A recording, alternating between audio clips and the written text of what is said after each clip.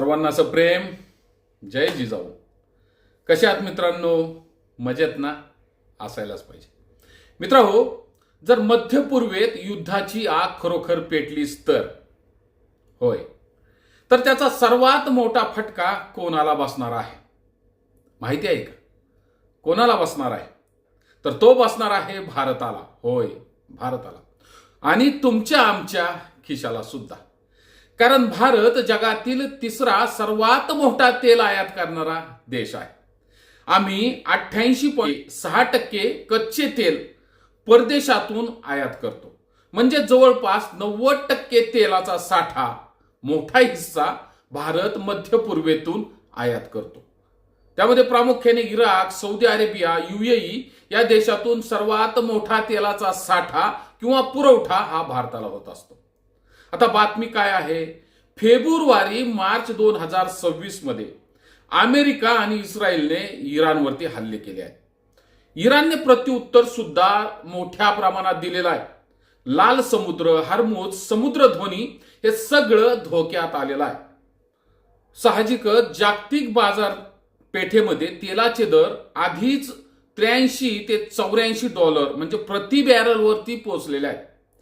काही तज्ज्ञांचं मत असं आहे की जर हर्मुझ बंद झाला तर तेलाचे दर 100 ते 120 बॅरल किंवा त्याहूनही जास्त वाढू शकतात. मग प्रश्न असा निर्माण होतो की भारतात पेट्रोल 1000 रुपये होणार का? होणार का? किंवा किमान 150 ते 200 रुपये लिटर पर्यंत ते जाणार का? महागाईचा स्फोट एवढा मोठ्या प्रमाणात होणार का? हा संशोधनाचा विषय आहे. आणि सर्वात महत्वाचं, भारतीय अर्थव्यवस्थेवरती त्याचा किती मोठा परिणाम होऊ शकतो किंवा भारतीय अर्थव्यवस्थेला धक्का बसू शकतो का, हे सुद्धा समजून आपल्याला घ्यायचं आहे या व्हिडिओच्या माध्यमातून. आजच्या या विस्तृत व्हिडिओमध्ये मी तुम्हाला संपूर्ण सत्य, आकडेवारी, तथ्य, ऐतिहासिक उदाहरणे आणि भविष्यातील संभाव्य धोके, भविष्यातील परिस्थिती काय असणार आहे त्याविषयी सुद्धा एक योग्य ते मार्गदर्शन करणार आहे. नमस्कार, मी अविनाश मोहिते आणि आपण पाहत आहात Avinash Mohite official Facebook page, तसेच Avinash Mohite official YouTube channel. मित्रांनो, या फेसबुक पेजवरती, या यूट्यूब चॅनलवरती तुम्ही जर पहिल्यांदाच आलेला असाल तर आपल्या फेसबुक पेजला फॉलो करा आणि आपल्या यूट्यूब चॅनलला सबस्क्राईब केलं नसेल तर पहिल्यांदा मित्रांनो सबस्क्राईब करून घ्या, अशी सुद्धा विनंती या व्हिडिओच्या सुरुवातीलाच आपणा सर्वांना करतो. मित्रांनो, विनंती एकच आहे की व्हिडिओ शेवटपर्यंत पाहिला पाहिजे. दादा हो, या व्हिडिओमध्ये काही वेळातच मी तुम्हाला काही महत्वाच्या गोष्टी सांगणार आहे. जर हे युद्ध वाढलं तर भारतासाठी खरे संकट काय असू शकतं किंवा काय असणार आहे हे समजून घ्या या व्हिडिओच्या माध्यमातून. चला तर मग सुरुवात करूया आपल्या या व्हिडिओला. मित्रांनो, मध्य पूर्वेमध्ये नेमकं काय घडतंय, काय सुरू आहे, काय चाललंय, आता थोडी पार्श्वभूमी सुद्धा आपल्याला समजून घ्यावी लागेल. तुम्हाला तर माहिती आहे, इराण आणि इस्रायल यांच्यातील तणाव काही नवीन नाही, पण 2026 मध्ये तो एवढा टोकाला का गेला की त्याचं रूपांतर युद्धात झालं. अमेरिकेने इस्रायल सोबत इराणच्या अणु केंद्रावरती हल्ले केले. इराणने ड्रोन आणि क्षेपणास्त्रांनी उत्तर दिलं. आता सर्वात मोठा धोका हर्मुझ समुद्रध्वनी या ठिकाणांना आहे. मित्रांनो, जगातील 20% तेल याच रस्त्यानं ये जा करत असतं किंवा नेलं जातं. त्यामध्ये सौदी, इराक, UAE, कुवेत या सगळ्यांनाच आपलं तेल या मार्गाने घेऊन जावं लागतं. जर इराणने हा रस्ता बंद केला तर किंवा या रस्त्यावरती हल्ले केले तर एका दिवसात दादा हो 2 कोटी बॅरलचं तेल बाजारातून डायरेक्ट गायब होऊ शकतं. तसेच लाल समुद्रामध्ये तुम्हाला तर माहिती आहे, हुती बंडखोर म्हणजे इराणचे समर्थन करणारी टोळी सक्रिय आहे, आधीपासूनच आहे. ते लोक या माल वाहतूक करणाऱ्या जहाजांवरती हल्ले करतात, हे तेल लुटतात. त्याचा परिणाम काय होतो तर तेल वाहतूक अधिकातल्या अधिक महाग होते आणि वेळ काढणारी सुद्धा ठरते. जगातील सर्वात मोठं तेल क्षेत्र मध्य पूर्वेत आहे. तेल साठे मध्य पूर्वेत आहेत. सौदी अरेबिया एकटाच 17% तेल जगाला पुरवठा करतो. आता समजा युद्ध झालं तर काय होईल? तज्ञ सांगतात तेल $100 पार जाईल. कदाचित 120 ते 150 पर्यंत ते जाऊ शकतं. जर आपल्याला उदाहरण द्यायचं झालंच तर 1973च्या अरब आणि इस्रायल युद्धामध्ये तेल 4 पट महाग झालेलं होतं. 1990च्या गल्फ वॉरमध्ये भारताची अर्थव्यवस्था जवळपास कोलमडलेली होती, कोलॅप्स झाली होती. मित्रांनो 2022 मध्ये म्हणजे रशिया युक्रेन युद्धात तेल $120 वर गेलेलं होतं. याचा सुद्धा विचार करावा लागेल. आता 2026 मध्ये पुन्हा तीच परिस्थिती ओढवलेली आहे. तेच दिवस पुन्हा एकदा इतिहासाची पुनरावृत्ती करत आहेत. शिनेरिया दिसतोय. मित्रांनो भारताला याचा फटका का आणि किती बसू शकतो याचा विचार व्हायलाच हवा. भारताची अर्थव्यवस्था अशी आहे की आम्ही दररोज 5.2 मिलियन बॅरेल तेल आयात करतो. जानेवारी 2024चा रेकॉर्डनुसार आकडा आहे. आणि त्यापैकी 88.6% परदेशातून आयात करतो. हा पीपीएससी डेटा फेब्रुवारी 2026चा आहे. आपण कोणत्या देशाकडून किती तेल आयात करतो ते सुद्धा समजून घ्या या व्हिडिओच्या माध्यमातून. यातील मुख्य देश कोणते आहेत ते सुद्धा लक्षात घ्या. याच्यामध्ये येतो रशिया, सध्या 1 नंबरचा देश आहे, ज्याच्याकडून आपण 18 ते 20% तेल आयात करतो. त्यानंतर दुसरा देश आहे इराक. इराककडून 20 ते 23% तेल आपण आयात करतो. तिसरा आहे सौदी अरेबिया, त्याच्याकडून 16 ते 18% तेल. युए कडून 8 ते 10% तेल. म्हणजे मध्य पूर्वेतून आपण 50 ते 55% तेल आयात करतो. एवढा मोठा पुरवठा हे देश आपल्याला करतात. रशिया स्वस्त देतोय, पण हार्मुज बंद झाला तर रशिया ही पूर्ण मदत करू शकणार नाही. फटका कसा बसतो ते समजून घ्या. मित्रांनो तेल महाग होऊ शकतं, पेट्रोल डिझेल महाग होऊ शकतं, ट्रक बस सेवा टॅक्सीचे रेट भरमसाठ वाढू शकतात. एवढंच नव्हे तर भाजीपाला, दूध, अन्नधान्य सुद्धा प्रचंड महाग होऊ शकतं. कारण ट्रान्सपोर्ट जर मागलं तर साहजिकच हे सुद्धा महाग होणार. कारखाने, उद्योग महाग झाले तर साहजिकच वीज, मशिनरीवरती ताण येणार. त्याचा परिणाम कशावरती होतो? त्याचा परिणाम रुपया कमकुवत होतो. आयात आणखी महाग होते. एक साधं गणित जर आपण लक्षात घेतलं तर प्रत्येक डॉलरने तेल महाग झाले की भारत पेट्रोल डिझेलमध्ये 50 ते 60 पैशानं महाग होतं. समजा तेल $100 वरती गेलं तर पेट्रोल 15 ते 20 रुपये वाढू शकतं. $120 ते $150 वर जर गेलं तर 30 ते 50 रुपये वाढू शकतं.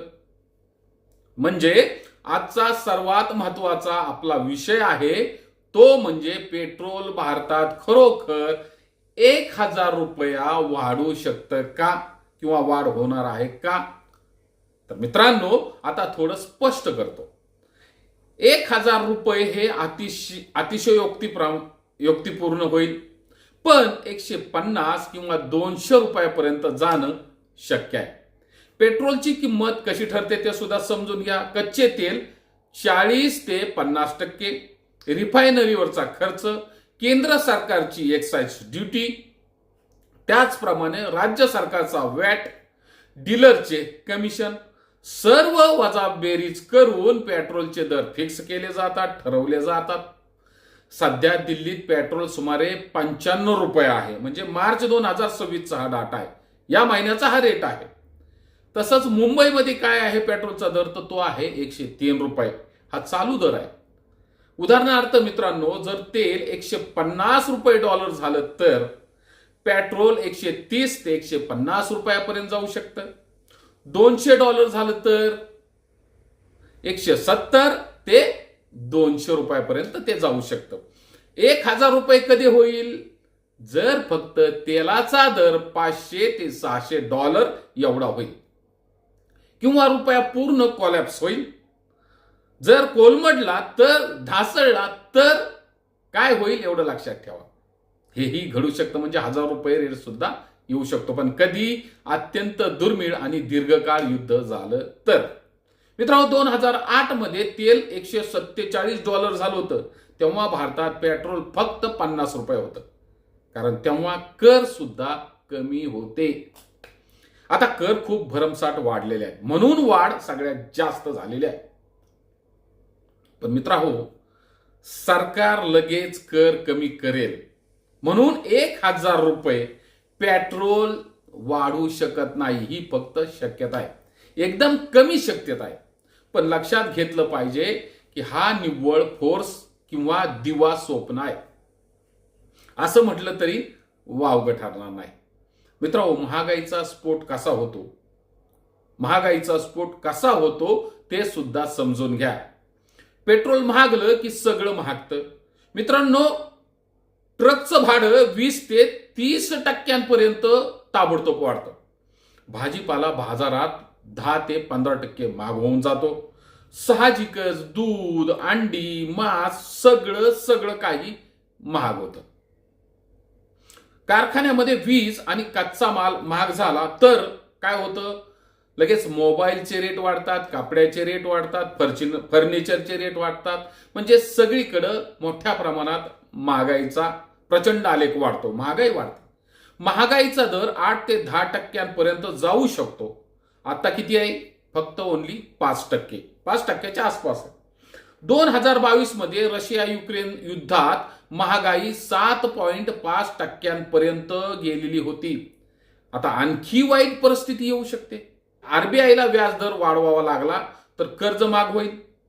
मग साहजिकच घराच्या किमती वाढतील, गाडीच्या किमती वाढतील, घर घेणं कठीण होईल. मग अशा वेळी भारत सरकार काय करू शकते, काय स्ट्रॅटर्जी असू शकते भारताची, ते सुद्धा समजून घेणं तितकंच महत्वाचं आहे.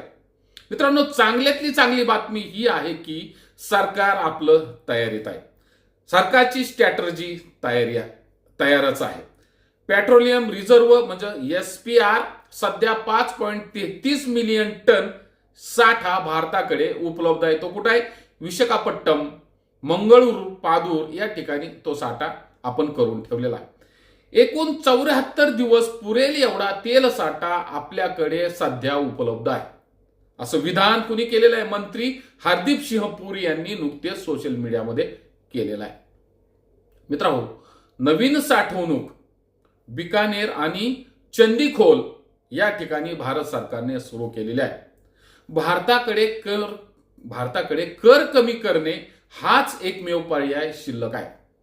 2022 मध्ये एक्साइज ड्युटी 10 ते 15 रुपये कमी केलेली होती, परंतु पुन्हा तसंच करता येईल का याचा सुद्धा अभ्यास सुरू आहे.